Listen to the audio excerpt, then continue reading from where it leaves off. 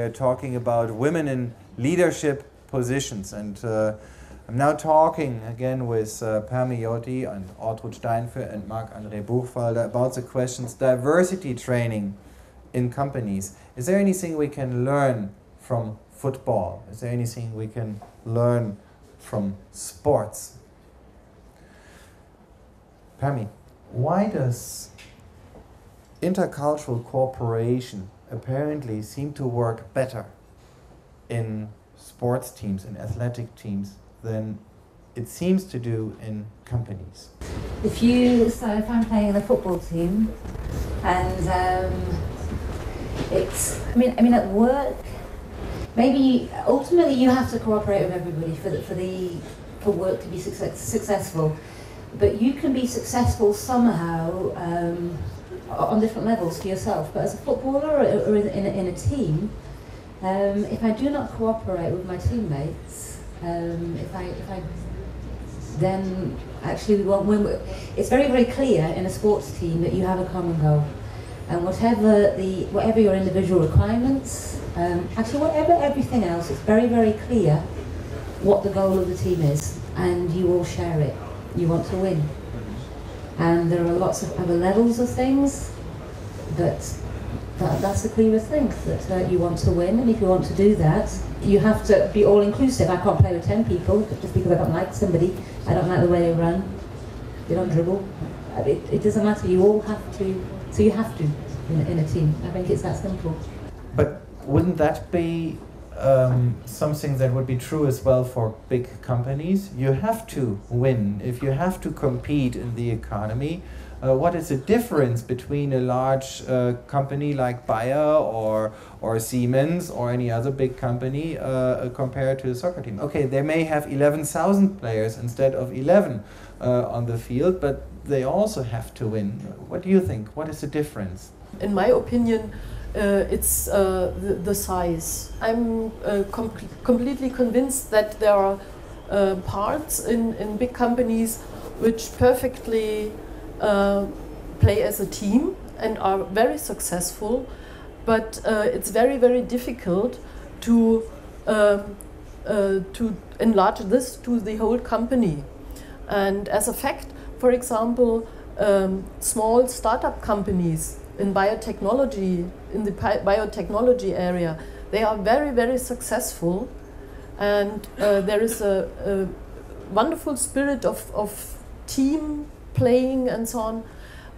But as soon as the company grows and maybe surpasses a special size, then you lose a lot of this team playing. Does it also have reason, coming back to the gender issues that we were discussing, men and women working together or against each other? I mean, we are talking about men's football and we're talking about women's football, and apparently both work very well.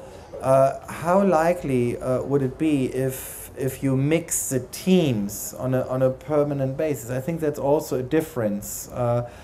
In a big company, you don't separate the teams. You have, maybe with the exception of Saudi Arabia, where you have a building in one company where all the females work and another building where all the men work. But apart from cases like that or examples like that, the teams are mixed and the conflicts or non-conflicts are going on. How likely would it work in football, which we are now taking like a role model for companies, if we would mix the teams? How likely would it be if a female captain would be there to lead the male team? I was talking about difference in a team because we're splitting it with the sexes, and we're saying men, women. And actually I found one of the most striking things in playing football, okay, there are only 11 people. It doesn't matter if you're all men or you're all women. Actually, you're often quite different.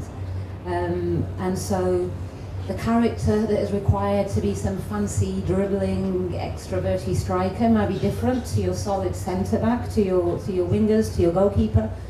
And I think one of the reasons then a team, if we go back to its successes, because it doesn't matter if half of them are men or women, because we are different enough, I think, in a football team. So yes, we all have this one goal in mind. We know we want to win a match, it's very, very clear. But also, I think in a football team, we're much more accepting of people's differences, I think. So we don't. One of the problems that I found at work is when we're all expected to be the same. We all want to be an individual. We all want to be appreciated for our individual skills, and yet we are our own worst enemies because we complain when somebody does not do things the same way that we do. And so as a footballer, my strength was I was not, and I am not naturally talented at anything. It's hard work and it's determination for me. So when I train, I absolutely have to run hard and train hard, and everything has got to be hard work every single day. So I could get annoyed at my fancy little striker, who doesn't have to do very much, but she's got all the little skills and she scores the goals. I could complain that she does not run as hard as I do, does not put the hours in that I do, but it doesn't matter because she does something that I absolutely cannot. And so it doesn't really matter that we're not doing things the same. I will accept all of these differences if everybody will play their part in the team. And so actually I've gone back to the first question actually, but the reason why the sport teams work is that we are all different, and actually we want each other to be different. I like me, but I do not want to play with 10 people just like me. We would run around a lot. We wouldn't score any goals. We'd just run. So yeah, it's some things, it doesn't matter. You don't have to mix the teams up with men and women. We are different enough, but we are forced to accept and actually appreciate our differences as long as it's clear what our roles are. So fine, I will do all of the running as long as you score that goal when you have to. It's clear what our goals are individually, it's clear what our goals are as a team, and I think that's why it works actually. Mark, you are working with people who are different and whom you want to bring together despite or because of their differences.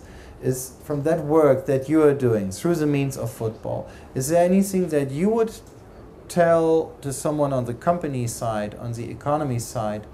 Is there anything they might learn from that kind of work you're doing? Well, it's actually summarizing what we've been saying before. It's not about copying someone else. It's not being about being the same as someone else. It's about individual talents. So wherever you go, if it's a very rural area, is it an urban area, is it a company, is it a football club, or is it even in school? When you remember back in school, when you've been a pupil, it's all about individual talents. So some are better in different subjects. So this is what you have to support. At least now, from our experience, this is how we can be successful in building up a society or building up role models. When we do train 25 to 30 young adults in those crisis regions, they're not all the same. Some of the women very interested on the grassroots level, and they want to support individual children who are just left aside, who are not able to play with all the other children. And some others want to find talents and want to promote football. It's all fine, it's all absolutely correct, and it wouldn't work if everyone is just focusing on individual children. So it's the diversity, that's how it works. Diversity is your big topic in the work you're doing in the VAA. What can you take, what kind of impulses can you take from this for your particular work? I surely take this idea of team, being different, being individuals, but pursuing one goal and play as a team. And I like this idea of sports, and I think what is really necessary is yes, to have a goal, a dedication, and if you are able in a football team or in a company to yes, to get the people to this goal, to this dedication, then you won't have, you might overcome all these problems of, well, diversity and differences and so on. Thank you very much to all of you, to the three here on the panel, and also to Catalina for being with us this evening. Thank you for participating in the Berlin Intercultural Forum. I take as a summary, I'm going back to where we started with that movie scene, the wall, the obstacles that you had to overcome in the free kick in that game. There is a wall. The wall is itself a diverse one, and you have to look at very different kind of walls. And sometimes I think it's like in football, sometimes the way goes straight over the wall and sometimes around it, but eventually you find a way around it if you practice hard enough. Thank you very much for being with us. I would also like to thank very much the Traumstrand, the bar that we have been to. Unfortunately, they were not able to deliver the promised sun. I hope you enjoyed your stay here at the beach. Anyways, I would also like to thank, apart from thanking Mark as an individual, I would also like to thank the SCORT Foundation for supporting us here and doing this event with us. And I would cordially invite you to have a look at the stand over there and get acquainted with the SCORT Foundation and their work, how they promote peace and understanding through the means of football in difficult areas. I think this is a very, very worthwhile work they are doing, so please have a look at that. I would also like to thank Internations. This was the first time we did an event together with Internations, and I look forward to many other events to follow on various topics. And last but not least, I would like to thank a sponsor of us, this being the Holiday Inn Hotels in Schönefeld, Berlin International Airport, and the other, the Holiday Inn Berlin City West. Thank you to the Holiday Inn for sponsoring this event. Thank you for your patience today. Thank you for making it here despite the rain. And I hope now that it's drying up and clearing up a little bit, that we'll have a nice evening of networking and chatting in the traditional Internations fashion. Thank you very much and enjoy the evening.